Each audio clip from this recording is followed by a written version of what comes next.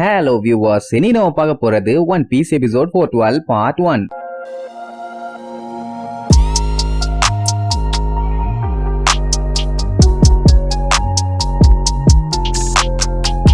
Open பண்ணா போன பார்ட்ல நம்ம லூஃபி உயரமா இருக்கிற பில்டிங் குள்ள போனா பெரிய பெரிய ஆளுங்கெல்லாம் இருப்பாங்கன்னு நம்பி உள்ள குதிச்சான். அவன் நினைச்ச மாதிரியே அந்த ஐலாண்டோட ஸ்னேக் பிரின்சஸ் கிட்டயே போயிட்டான். ஆனா என்ன அவன் குளிச்சுட்டு இருந்தா அவன் முதுக பாத்துட்டான். அதுல தானே அந்த ரகசியம் இருக்குது. ஆனா அதே நேரம் உள்ள யாரோ வந்துட்டாங்கன்னு உடனே போவாவோட சிஸ்டர்ஸ் 2 பேரும் அடிச்சு புடிச்சு உள்ள வந்துருவாங்க. வந்து பார்த்தவங்களுக்கு செம ஷாக்கு. பின்ன ஒரு ஆம்பளை பையன் இங்க என்ன பண்ணிட்டு இருக்கான்? இது லேடிஸ் மட்டும் இருக்கிற ஐலாண்ட் ஆச்சே. அப்ப பிரின்சஸ் அப்படியே பேக் சைடு வழியாவே மெதுவா வெளியில வந்து அவன் என் முதுக பாத்துட்டான்னு சொல்லுவான். பட் 2 பேத்துக்கும் தூக்கி வாரி போடும். அதனாலேயே இவனை கண்டிப்பா கொன்னே ஆகணும்பாங்க. நார்மலாவே நம்ம பையன் இந்த வேலையை பண்ணதுக்காண்டி அவனை கொல்லத்தான் போறாங்க. இதுல இத தனியா வேற சொல்லுமா? அங்க நம்ம பையன் பதறிட்டு இருப்பான். அவன் முதுகத்தான பார்த்தேன், அதுக்கேமா இவ்வளவு கோவப்படுறீங்க? ஆனா லூஃபிக்கு அவன் பார்த்த விஷயத்த ஆல்ரெடி ஒரு டைம் பார்த்த மாதிரி ஒரு ஞாபகம். ஆனா எங்க அவன் அதை பார்த்தான்னு தெரியல. அதத்தான் பயங்கரமா யோசிப்பான். யாராச்சும் அவன் முதுக பார்த்தாலே அவ கொன்றுவா. அதனால நீ எங்கேயும் தப்பிக்க முடியாதுன்னு வேற பில்டப் பண்ணுவாங்க. நம்ம பையன் எதுக்கு ஏன் இந்த கொலைவெறித்தனம்னு கேட்பான். உடனே அவ நீ எல்லாத்தையும் பார்த்துட்டு இல்ல, இனி நீ கல்லறைக்கு போக வேண்டியவன் தான் சொல்லி அவளோட லவ் பீமை யூஸ் பண்ணி நம்ம லூஃபியா அட்டாக் பண்ணுவா. நம்ம பயலுக்கு அதை பார்க்கும்போது எப்படி இருக்கும்னா,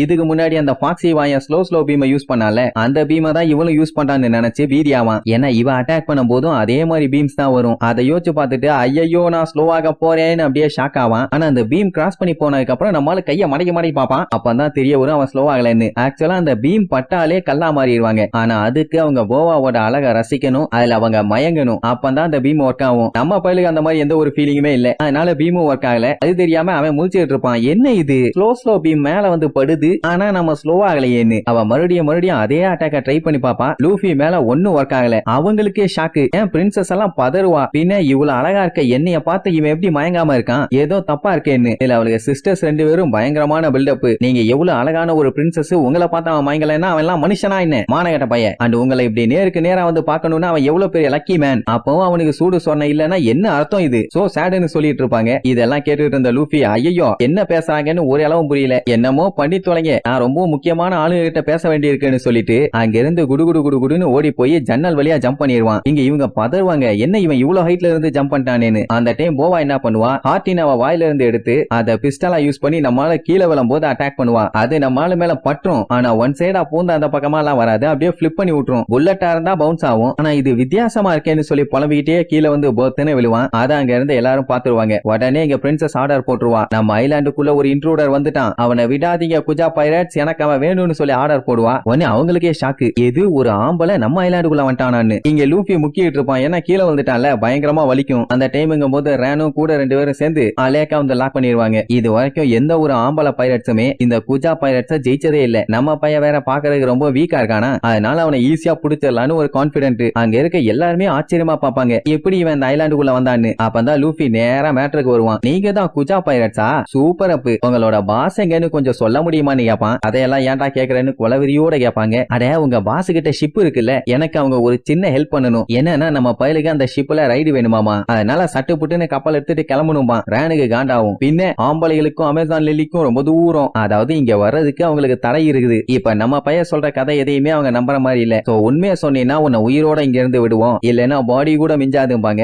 அவன் நான் உண்மையதான் சொல்றேன், மறுபடியும் பொய்யா சொல்றேன்னு அட்டாக் பண்ண ஆரம்பிச்சிருவாங்க. உடனே லூஃபி அங்க இருந்து ஒரு ஜம்ப். இப்படியே இவங்க கிட்ட சண்டை போட்டுட்டு இருந்தானா கண்டிப்பா மாட்டிக்குவோன்னு சொல்லி அங்க இருக்கிற 2 கம்ப புடிச்சு இழுத்து கம் ராக்கெட்னு சொல்லி சல்லுன்னு போவான். என்ன இவன் என்னென்னமோ வித்தையெல்லாம் காட்டுறான்னு சொல்லி பயங்கரமா ஷாக் ஆயிருவாங்க. ஆக்சுவலா நம்ம பயல இப்பதானே இந்த குஜா பைரட்ஸ் முதல் டைம் பாக்குறாங்க. அப்படி இருக்கும்போது ஷாக் இருக்கத்தானே செய்யும். இப்ப என்னன்னா லூஃபியை இவங்க எப்படியாச்சும் புடிச்சே ஆகணும், அதுதான் பிரின்சஸோட ஆர்டர். உடனே என்ன பண்ணிருவாங்க, ஒரு ஆம்பளை இந்த ஐலாண்டுக்கு வந்துட்டான்னு தெரிஞ்ச உடனே அந்த விஷயத்தை அந்த ஊர்ல இருக்க அத்தனை பேருத்துக்கும் பரப்புவாங்க. குஜா பைரட்ஸ் அவங்கள சேஸ் பண்ணிட்டு இருக்காங்க, நம்மளும் அவங்களுக்கு ஹெல்ப் பண்ணலாம்னு சொன்ன உடனே இருக்கிற எல்லா லேடிஸுமே பிச்சுக்கிட்டு கிளம்புவாங்க. ஆனா நம்ம கிளவி மட்டும் கேஷுவலா உட்காந்து பேப்பர் படிச்சுட்டு இருக்கும். இந்த மாதிரி ஆம்பளை வந்துட்டான்னு தெரிஞ்ச உடனே என்னடா இது ஆச்சரியமா இருக்குது, இந்த ஐலாண்டுக்குள்ள ஆம்பளைகளை விடுறதே பாவமாச்சே, ஏன் இந்த மாதிரி பண்ணாங்க. சரி என்னமோ நடந்துட்டு போட்டும், என்னால இந்த ஐலாண்டோட ஃபியூச்சரை பத்தி கவலைப்படுறத தவிர வேற என்ன பண்ண முடியும். குரங்கு கையில பூமாலையை கொடுத்துட்டாங்க, இனி அது பிச்சு வீசாம இருக்குமாங்கிற மாதிரி சொல்லிட்டு இருப்பாங்க. அதே நேரம் இங்க வில்லேஜுக்குள்ள குஜா பைரட்ஸ் எல்லாம் அங்கிட்டும் இங்கிட்டும் ஓடிட்டு இருப்பாங்க, எப்படியாச்சும் லூஃபியை பிடிச்சே ஆகணும்னு. அதை பார்த்த கிக்கியோட கூட்டம் எல்லாம் ஷாக் ஆயிருவாங்க. ஏன்னா பிரின்சஸ் வரக்குள்ளேயே லூஃபியை பிடிச்சணும்னு பிளான் பண்ணாங்க. கடைசியில அதான் ஊத்திச்சு. இப்ப என்ன பண்ணலாம்னு இவங்க டிஸ்கஸ் பண்ணிட்டு இருக்கும் போது ஹைட்டா இருப்பாளே அஃபலான்றா, அவ லூஃபி எங்க இருக்கான்னு சொல்லி பாத்துருவா. நம்ம பையன் இன்னும் ஹைட்டான பில்டிங் எங்க இருக்குன்னு சொல்லி சுத்தி முத்தி தேடிட்டு தான் இருப்பான். ஆல்ரெடி தேடி போய் ஒரு கிராக் கிட்ட மாட்டிட்டான். இம்பார்ட்டன்டான யாரையாச்சும் மீட் பண்ணுமே, அப்பதான் கப்பல்ல லிப்ட் கேட் இங்க இருந்து தப்பிக்க முடியும்னு சொல்லி சுத்தி முத்தி அப்படியே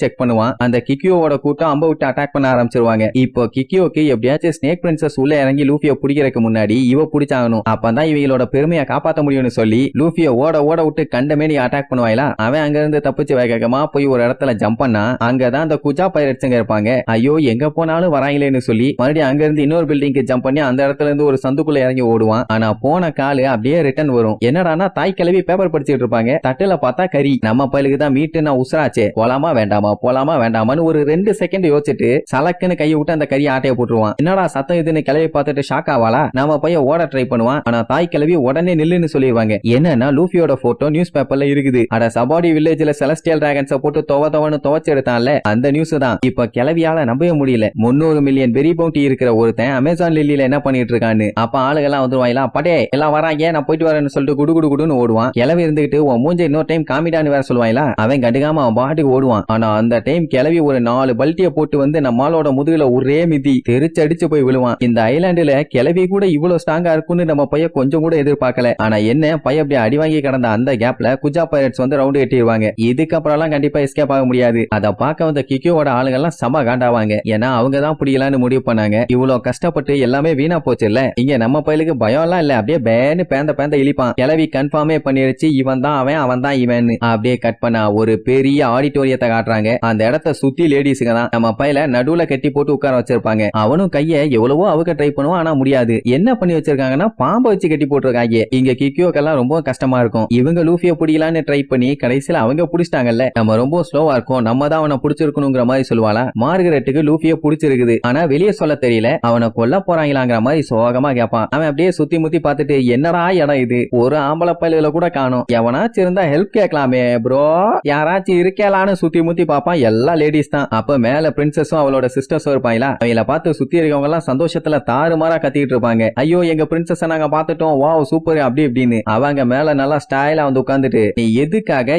ஏன் எப்படி இந்த ஐலாண்டுக்கு வந்த ஒழுங்கா சொல்லுன உடனே எனக்கே தெரியல நான் எப்படி இந்த ஐலாண்டுக்கு வந்தேன்னு. நான் ஸ்கை வழியா சடனா பறந்து வரும்போது தான் இங்க வந்து விழுந்துட்டேன். விழுந்ததுக்கு அப்புறம் தான் எனக்கே தெரிஞ்சது நான் இங்க இருக்கேன்னு. மத்தபடி பிளான் பண்ணி எல்லாம் வரலன்னு சொல்லி லூஃபி எப்படி எப்படி எல்லாம் சொல்லுவானோ எல்லா உண்மையும் சொல்லுவான். நம்ம பையன் தான் வெள்ளந்தியாச்சே. ஆனா அது அவளுக்கு எப்படி தெரியும்? என் நெத்தியில என்ன முட்டா பீஸும் மொரட்டு பீஸும் எழுதி இருக்கு. இந்த மாதிரி கண்ட கண்ட கதையெல்லாம் சொல்லி நீ ஏமாத்தலாம்னு ட்ரை பண்ணாத. நீ எதையோ தேடிதான் வந்திருக்க, உண்மையை சொல்லும்பா. இப்படி எல்லாரும் கான்ல அவன்கிட்ட விசாரிச்சுட்டு இருந்தா அவன் கேஷுவலா இழிச்சுக்கிட்டு உங்க கப்பலை கொஞ்சம் கொடுத்து உதவுனீங்கன்னா நேரா நான் போக வேண்டிய இடத்துக்கு போய் சேர்ந்துருவேன். அதனால இந்த ஒரு டைம் மட்டும் எனக்கு ஹெல்ப் பண்ணுங்க. அவன் உங்க எல்லாம் யாரு பெரியாலும் அவங்க கிட்ட பேசுறேன். எனக்கு இந்த இடத்த விட்டு எப்படியாச்சும் கிளம்பணும் அவ்வளவுதான் ஸ்ட்ரெயிட்டா சொல்லிடுவான். உடனே சுத்தி இருக்கவங்க எல்லாம் லூஃபியை பச்சை பச்சையா பயங்கரமா திட்டுவாங்க. என்னடானா இவன் சொல்றதெல்லாம் உண்மை மாதிரியே தெரியல, எங்களை ஏமாத்த ட்ரை பண்றியா, நாங்க என்ன முட்டாளான்னு சொல்லி கத்துன்னு கத்திட்டு இருப்பாங்க. ஆனா மார்கரெட்டுக்கு நல்லா தெரியுது அவன் சொல்றதெல்லாம் உண்மைதான். ஏன்னா கடைசியா அவன் காட்டுக்குள்ள அவளை மீட் பண்ணும்போது இந்த மாதிரி என் ஃப்ரெண்ட்ஸுக்காண்டி நான் சண்டை போடுவேன், விடாம திருப்பி சண்டை போடுவேன், எங்க போனாலும் அவங்களை காப்பாத்துவேன் அப்படி இப்படின்னு அவன் சொன்னாலாம் யோசிச்சு பாப்பா. அது எல்லாமே உண்மைதானே. அவன் இங்க வந்து என்ன பஞ்சாயத்து பண்ணவா வந்து அவன் ஃப்ரெண்ட்ஸை பார்க்க போனான். ஆனா அது தெரியாம அங்க உட்கார்ந்து இருக்க மக்கள் எல்லாம் வண்டையா திட்டுவாங்க. மார்கரெட்டுக்கு புரியுது அவன் உண்மையதான் சொல்றான்னு. ஆனா இங்க இருக்கிற யாரு நம்ப போறா? அவனை இப்படி ஒரு நிலைமையில பார்க்கும்போது அவளுக்கே கஷ்டமா தான் இருக்கும். அங்க போவா தெளிவா சொல்லிடுவா, இந்த இடத்தை விட்டு கண்டிப்பா உன்னால உயிரோட போக முடியாதுன்னு. என்ன அவன் போவாவோட முதுகுல ஏதோ ஒண்ணு பாத்துட்டான்